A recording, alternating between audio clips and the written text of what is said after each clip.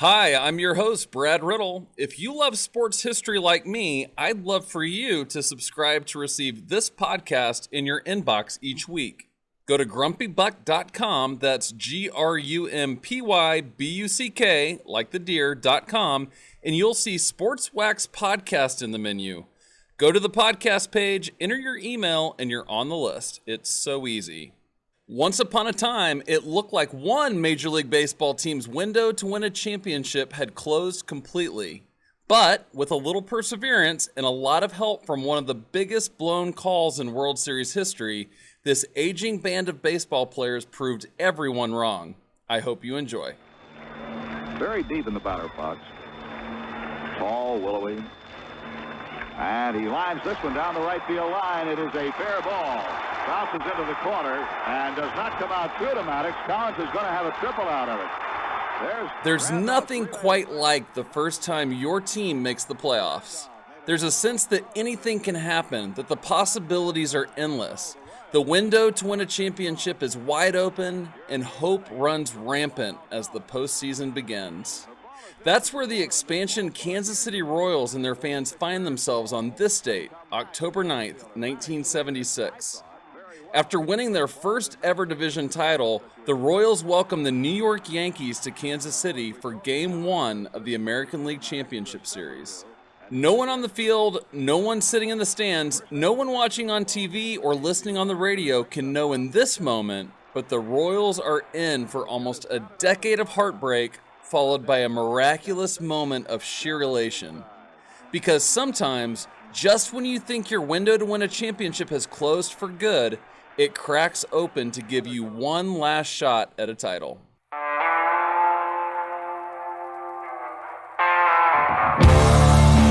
This is Sports Wax, a weekly documentary where we explore sports stories from yesteryear, memories of players, coaches, and games that take us back in time. Welcome to episode 12, Kansas City's Cracked Window. After 18 months of careful planning and tireless effort, the big day finally arrived. Opening day, Municipal Stadium on April the 8th, and what a launching it was, as immediately the dream script began. The Royals win the Kansas City was left without a Major League Baseball team when the Athletics moved west to Oakland after the 1967 season. Baseball's absence was short, though, as the expansion Royals arrived in mid-America for 1969. Like most expansion teams, the Royals stunk their first season. They lost 93 games in year one and 97 in year two. But fortune would shine on the new team in Kansas City in the 1970s, due in large part to one fortunate draft pick. Bounce left the right side. There's that double play shot. They got it too. In the second round of the 1971 draft, the Royals took a skinny high school infielder with a name like something out of a novel or a movie about baseball. He's a kid from Southern California, a scrappy, tobacco-chewing, eminently talented third baseman who throws right and bats left. Now here is young George Brett. He's batting at .365. He leads the major leagues in hits with 122, and in May he set his hit goal for the All-Star break was 120. George Brett is to the Kansas City Royals what Michael Jordan was to the Chicago Bulls. As Brett goes, so goes the team.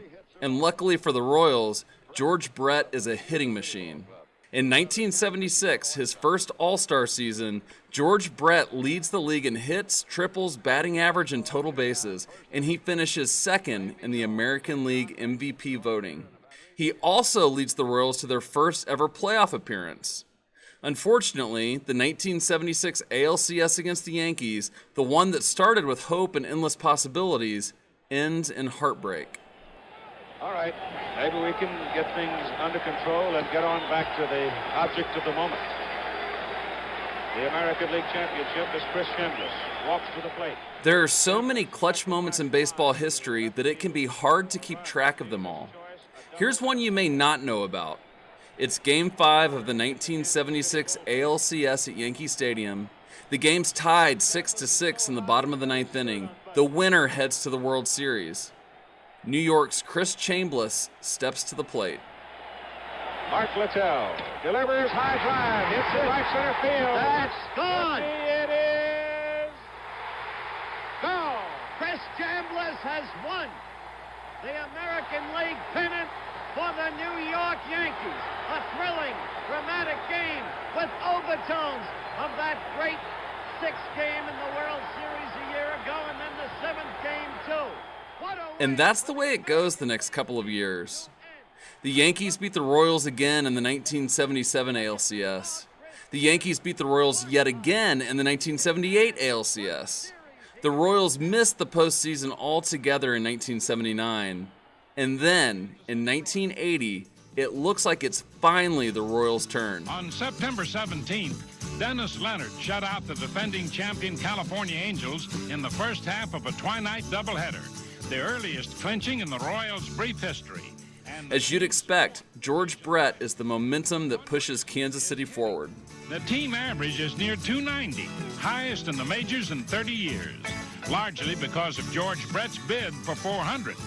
Brett has reached base almost half the time and easily leads the majors in slugging. A top MVP candidate. On August 17th, 1980, Brett goes 4 for 4 in a game against the Blue Jays, lifting his batting average to 401. He's still batting 400 in mid-September, the latest anyone has hit 400 since Ted Williams finished with a 406 average in 1941. Brett fades just slightly down the stretch, finishing with a 390 average, but he's named American League MVP, and the Royals win 97 games, still the second most in franchise history. Most importantly, they finally win the ALCS, sweeping the Yankees to advance to the Royals' first ever World Series. Who gets the game-winning hit in the decisive game? You guessed it.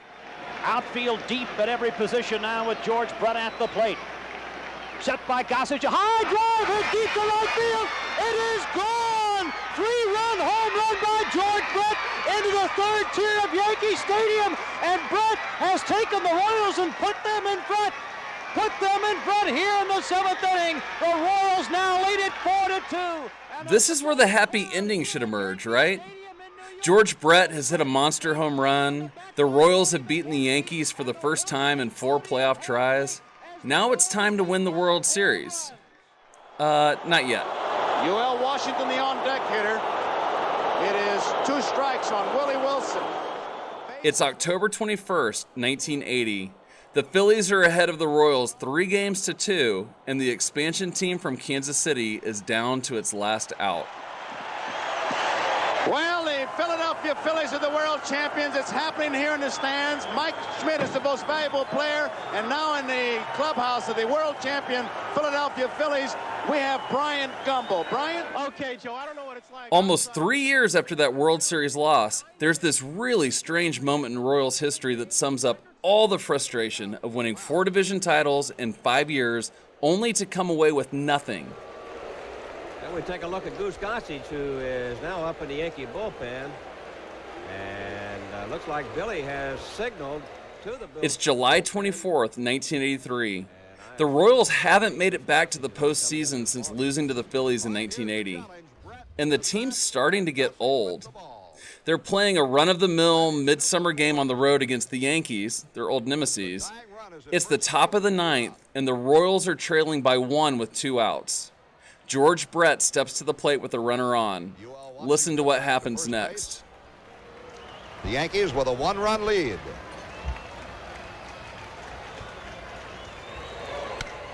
Uh-oh. Uh-oh. That's gone. The game is called the Pine Tar game, and this run-of-the-mill midsummer matchup is still remembered to this day because something wild is about to happen. George Brett has just homered, and Billy Martin and the Yankees want the bat. Look at Martin. Well, what they're talking about, Frank, is that he's got too much pine tar, and you've got to have a certain amount of distance from the trademark of the bat and the pine tar. And Nettles is leaving the field as if the game is over. No, What he's just exactly coming is in. happening here? Well, Rule 1.10C in the Major League Baseball rulebook states that any substance cannot stretch more than 18 inches beyond the knob of the bat. Yankees manager Billy Martin argues that the pine tar on Brett's bat violates this rule. And the umpires agree. They call Brett out, ending the game, and George Brett goes ballistic. They might be going to call George Brett out. Well, he is. He's out. Yes, sir. Brett is out. Look at this. Brett is out. And he's steaming mad. He is out and having to be forcibly restrained from hitting plate umpire Tim McClellan. And the Yankees have won the ball game 4-3. Brett is called out for using an illegal bat or with the illegal substance. I've always thought, as George Brett looks like he's going to murder rookie home plate umpire Tim McClellan, that this is what years of playoff frustration looks like when it pours out of a real competitor. The American League president will overturn the umpire's call, and the game will be completed at a later date, but the frustration lingers. Well, a Yankee security person and one of the umpires quickly are chasing whoever has the bat, Jose Martinez. By 1985, a lot of the Royals regulars are in their mid-30s or older. Jim Sundberg and Frank White are 34. John Wathan and Dane Orge are 35. Hal McRae is 39. Even George Brett is 32. But the Royals do have a youth movement in their rotation. Not a single pitcher older than 28 will make a start all season long. The best of the bunch is a 21-year-old right-hander who quickly becomes the top hurler in the American League. Sundberg behind the plate and Brett Saberhagen. 11-5 record with a 2.95 ERA. He is 4-2 lifetime against the Tigers. 3-1 last year. Saberhagen has won 4 of his last 5 as Whitaker stands in to lead it off. First pitch hit down the left field line. Lonnie Smith moving over has a play. George Brett hits 30 home runs for the first and only time in his career. Brett Saberhagen wins 20 games, and the Royals, on the next to last day of the season, win the American League West. 1-0 pitch. Lined off the glove of the pitcher. Base hit. The Royals have won it. It's over. And a mob scene on the field. The Royals are Western Division champions again. They return to the playoffs for another shot at the title. Where you let the catcher, manager, one infielder, but the other infielder... Imagine what it must have been like for Royals fans to watch the 1985 playoffs. The team had repeatedly failed to win the big one throughout the late 70s and early 80s. What could possibly make this year any different? The Royals are also underdogs, facing the heavily favored Toronto Blue Jays in the best-of-7 American League Championship Series. Mosby is the runner at second, and Oliver grounds this single between short and third. Lonnie Smith's throw will not be in time. Mosby scores the game winner. The Blue Jays had come into that inning trailing 5-4. They got 2 in the bottom of the 10th. This is Game 4, October 12th, 1985. The Royals take a 1-0 lead into the top of the 9th inning, needing just 3 outs to even the series at 2-2. But this is when things fall apart for the Royals. Again. The Blue Jays push across 1 run to tie the game, and then, facing Royals closer Dan Quisenberry, Toronto pinch hitter Al Oliver does this. Off-speed pitch, hit down the right field line. It's fair, and it's Toronto in front. 1 run in, and they're waving the second one in. Oliver has a double, and he's come through against Quisenberry in the clutch again. It's Heartbreak City all over again. You can even hear the boo birds in the home crowd.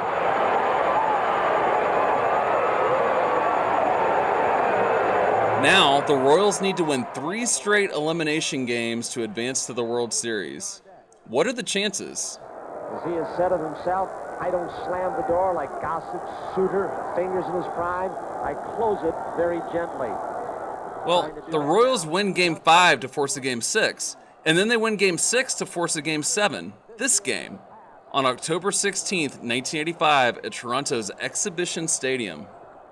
The Royals explode for 4 runs in the 6th inning, and now, with a 4-run lead, Royals closer Dan Quisenberry is back on the mound with a chance to end things. And this may do it for the Royals. For the second time in their history, they're on their way to the World Series. And almost in a vacuum, the celebration begins. The Royals will face the National League champion St. Louis Cardinals in an all-Missouri World Series. Sports presents the 1985 World Series from Royal Stadium in Kansas Kansas City. Game 1, the St. Louis Cardinals against the Kansas City Royals. The Royals trailed the Angels all season in the American League West, chasing them down only in the last few weeks of the season. The Royals also fell behind the Blue Jays 3-1, staying alive only by winning 3 straight elimination games. That theme continues in the World Series. The Royals again fall behind 3-1. They win Game 5 in St. Louis to stay alive, sending the series back to Kansas City. And this is where the Royals get a lot of help from one of the biggest blown calls in World Series history. And he wants the right-hander. So with Motley in the game, he wanted to make sure he was announced. And he wants Worrell. It's October 26, 1985, Game 6. It's scoreless until the top of the 8th inning when the Cardinals push across 1 run. It's still 1-0 St. Louis heading to the bottom of the 9th inning, which will become one of the most infamous half innings in World Series history. Rookie Todd Worrell is on the mound for St. Louis. He needs 3 outs to end the series and make the Cardinals world champions. In Game 5, Worrell struck out all 6 Royals he faced, all swinging. If you're a Kansas City fan, you've got a here we go again feeling, another playoff failure. Jorge Orta is at the plate to lead off the 9th, and things are about to get crazy. Orta bounces to first baseman Jack Clark. Worrell moves over to cover the bag. Clark underhands the ball to him, and it looks like an easy out number 1. Little squibber to the right side. Worrell races over to cover. The throw doesn't get him. Worrell got to the bag, and an argument here, and here comes Herzog amongst the other quartet. But first base umpire Don Dinkinger signals that Orta is safe, that Worrell's foot was not on the base. Worrell protests. Cardinals manager Whitey Herzog sprints out to argue. The umpires confer. The television replay shows Orta is out, clearly. But Don Dinkinger is unmoved. It's a runner on first with nobody out. And you can guess what happens next. Steve Balboni singles to left field, moving Orta to second. A bunt, a pass ball, and an intentional walk later, the Royals have the bases loaded with 1 out for pinch hitter Dane Orge. And that's a looper hitting the right field for a base hit. Cincinnati on scores. Here comes Sunburn. Here's the throw. He scores. We go to a 7th.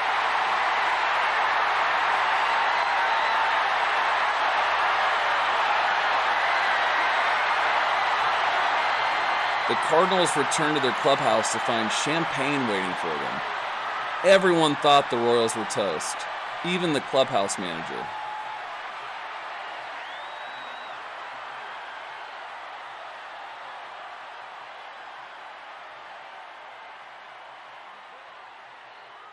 The next day, October 27th, 1985, Don Dinkinger is behind the plate for Game 7.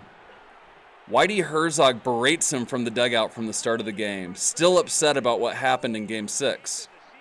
In the 5th inning, the Royals score 6 runs. Herzog comes out to argue balls and strikes with Don Dinkinger. As he's getting tossed from the game, he screams, "We wouldn't even be here if you hadn't missed the call last night." He adds an expletive in there for emphasis. Whitey's gone. You can see that coming.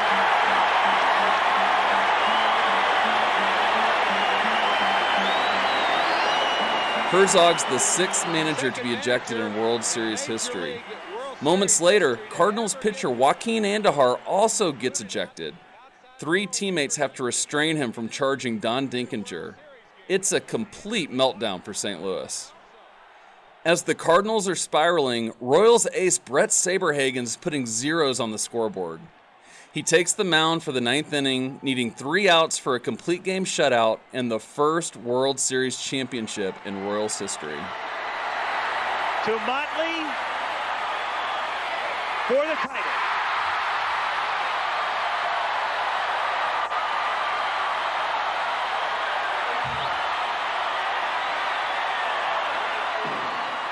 That championship window, the one that looked so firmly closed after the World Series loss to the Philadelphia Phillies in 1980, opened again for a brief moment, and the Royals pounced. They're the first team in baseball history to come back from a 3-1 deficit after losing the first 2 games at home. Brett Saberhagen is named MVP as the Royals take home the World Series trophy for the first time in franchise history. You proved to America what a never say die spirit can do. Even after losing the first 2 games of the series at home, you met the challenge. And you kept America in suspense for 7 full games and rallied to bring the World Series trophy to Kansas City. Only 5 other teams in World Series history have managed to overcome such a margin.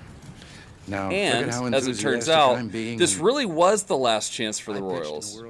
George Brett and his teammates will never reach the playoffs again, much less win the World Series. At the end of the 1992 season, George Brett tallies his 3,000th hit. He retires after 1993, and he's inducted into the Hall of Fame in 1999. Royals leading by 5. 30 years later, in 2015, the Kansas City Royals finally win their second World Series.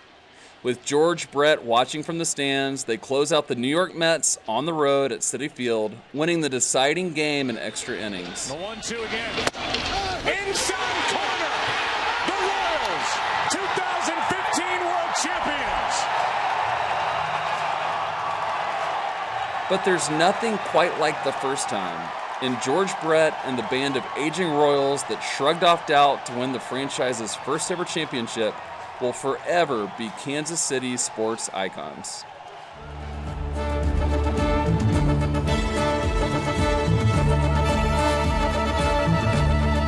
You've been listening to Sports Wax, a documentary series brought to you by GrumpyBuck.com, GrumpyBuck.com. Subscribe to get new episodes that share a sports memory with a heavy dose of nostalgia each week.